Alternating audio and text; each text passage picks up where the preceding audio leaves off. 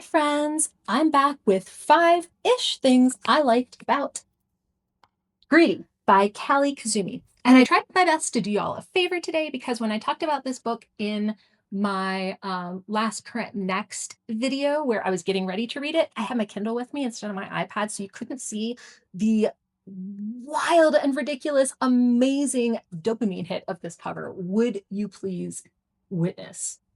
I think it's so pretty. I kind of just want to live in it. It's amazing. I don't know. I think it's the best. So yeah, I want to tell you five, as always, 5-ish things that I liked about this one. Just recently finished it. I'm going to try to put it over here without making noise and messing up my microphone. So yeah, I got my notes over here. I'm going to refer to, and let's dig in. So, first of all, I thought it was super easy read. Very conversational, like the narrator, the voice was just like strap in, we're going on an adventure, and we just went. It read so fast for me. I think I two-dayed it. And I was just like, I was here for every single page turn. It was yeah, the voice was just super compelling. I wanted to know the next thing and the next thing and the next thing and the next thing. And definitely am I have not read her other book, Claire Darling.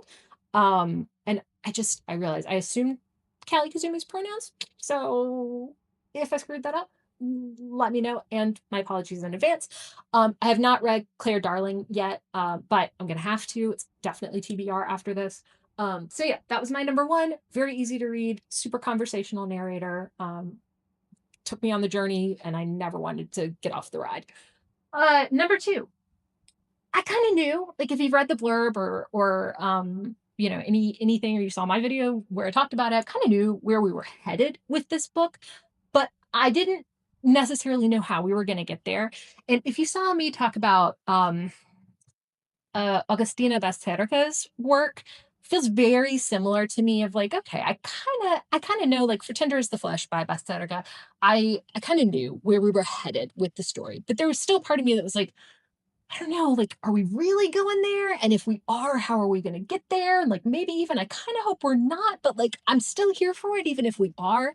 This one struck me very much in the same vein of that, where like kind of projected from the blurb where we were headed, but I didn't mind. I still wanted to take the journey. I wanted to know how we got to the destination, and I enjoyed the whole ride. So very big marks for me on that one.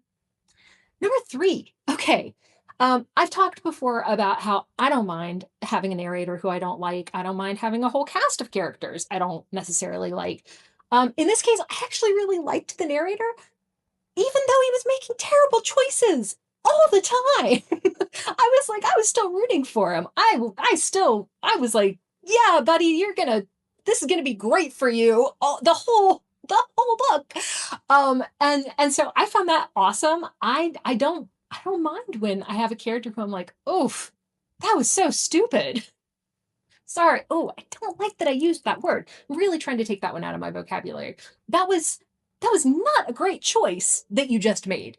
And you're making it anyway, and yet I'm still here like, you know what, buddy? Better luck next time. So I thought that was super duper fun. Number four, very similar line of that to the narrator Ed's character of Hazeline.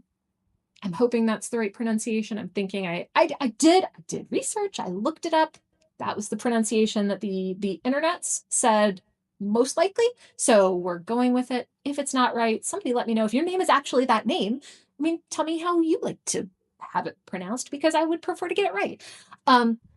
This was definitely a character who I was, once again, I was comfortable loving to hate this character. I was just like, there's so many terrible things about you, and you're doing so many terrible things, and I know that like we're going to find out, our narrator's going to find out you're doing even more terrible things than what we already know about, but I'm still in it. I want to hate you, and I kind of love that.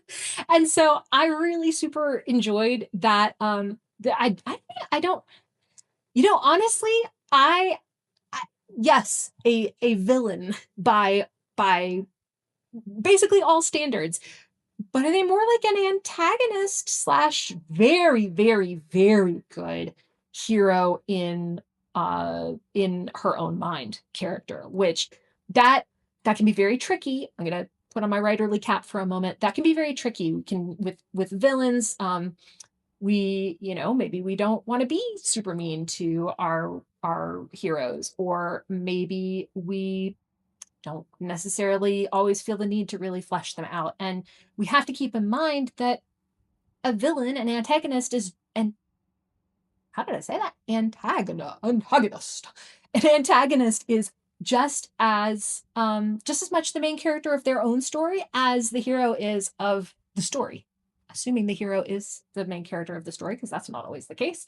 Um, but I thought 100% like 3D 4D almost character here, with just she had no problem with the things that she's doing, and she had justifications for all of them. And I 100% believed that this fictional character, who I was willing to let be real in the time and space it took me to read this book, um, felt just as justified as the author had written her. So I thought that was very super cool. I love to see that. That's one of my favorite things about like really good writing. And so I super enjoyed that. I think I've said like a million billion things about it now. So I'm going to move on to number 5. And number 5 is actually very short, which is the ending. As I said in number 2, I kind of knew where the story was headed. I had that little bit of hope, like, oh, maybe we're not going to go there. And even once that hope was dashed, I was like, oh, but how are we going to go there? And how are we going to get there? And then the ending really sealed it for me. I thought, like, I enjoyed the whole journey, all the way from page 1 to last page, one of those books I had to close and sit with and be like, oh my gosh, I have to come up for air. What year is it? So that is greedy for me. Let me see if I can pull the cover back up for you, give it a little bit of a plug one more time. But yeah, greedy by whoops, that's not how you do the thing. Technical difficulties, please pause. Okay, here we go.